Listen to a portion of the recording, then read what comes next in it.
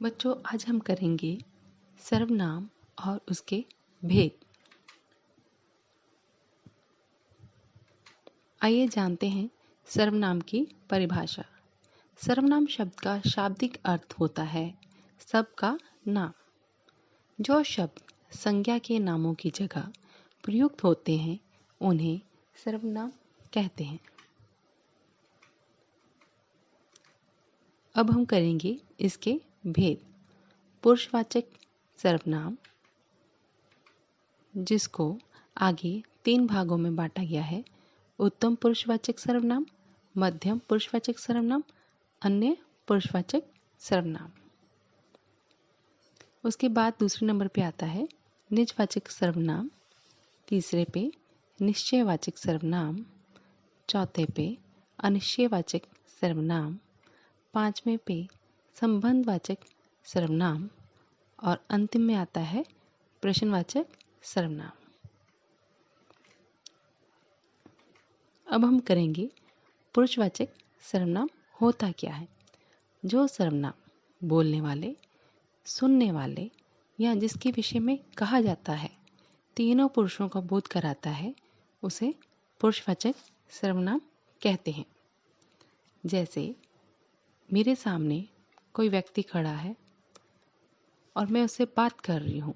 मैं बोलने वाली और वो सुनने वाला, और जिसके बारे में हम बात कर रहे हैं वो अन्य पुरुष आता है। इस तरह से ये तीनों पुरुषों का बोध कराते हैं, उसे पुरुषवाचक सर्वनाम कहते हैं। पुरुषवाचक सर्वनाम के भेद। उत्तम पुरुष, जिसको हम प्रथम पुरुष भी कहते हैं, सर्वनाम के जिस रूप से बोलने वाले का बोध होता है उसे उत्तम पुरुष कहा जाता है। जैसे मेरी, हमारी, मुझको आदि। मध्यम पुरुष, सर्वनाम के जिस रूप से सुनने वाले का बोध होता है, जैसे तेरी, आपकी, तू आदि। अन्य पुरुष, सर्वनाम के जिस रूप का प्रयोग बोलने वाले अथवा सुनने वाले के अतिरिक्त अन्य किसी के लिए होता है उसे अन्य पुरुष कहा जाता है। जैसे इसका, उसका आदि।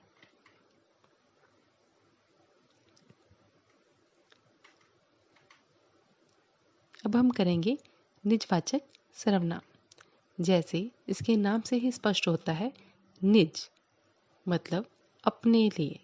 जो सर्वनाम से निज या अपने आप का बोध होता है उसे निजवाचक सर्वनाम कहते हैं। जैसे मैं खुद चला जाऊंगा, तुम अपने आप काम कर लेना, वह स्वयं गा सकती है। उपयुक्त वाक्यों में खुद, अपने आप और स्वयं शब्द निजवाचक सर्वनाम है। निश्चयवाचक सर्वनाम, नाम से ही पता चलता है निश्चय के बारे में, कि जो जिस चीज़ के बारे में हम निश्चित हों।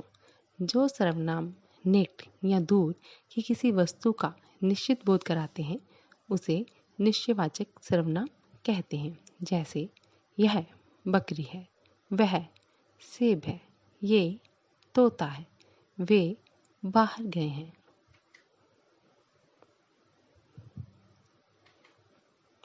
अनिश्चयवाचक सर्वनाम, जिस सर्वनाम शब्द से किसी निश्चित व्यक्ति या वस्तु का बोध ना हो उसे अनिश्चयवाचक सर्वनाम कहते हैं।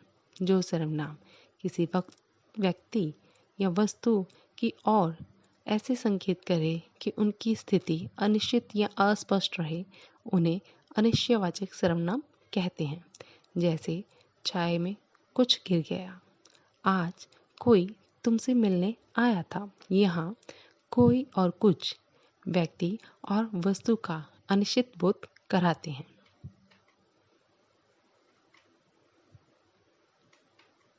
संबंधवाचक, जिन सर्वनाम शब्दों का दूसरे सर्वनाम शब्दों से संबंध ज्ञात हो तथा जो शब्द दो वाक्यों को जोड़ते हैं उन्हें संबंधवाचक सर्वनाम कहते हैं। दूसरे शब्दों में, जो सर्वनाम वाक्य में प्रयुक्त किसी अन्य सर्वनाम से संबंधित हो उन्हें संबंधवाचक सर्वनाम कहते हैं, जैसे जो, जिसकी, सो, जिसने, जैसा, वैसा आदि। अन्य उदाहरण, जैसा करोगे वैसा भरोगे, जिसकी लाठी उसकी भैंस। उपयुक्त वाक्यों में वैसा का संबंध जैसा के साथ तथा उसकी का संबंध जिसके के साथ है। अंत ये संबंधवाचक सर्वनाम है।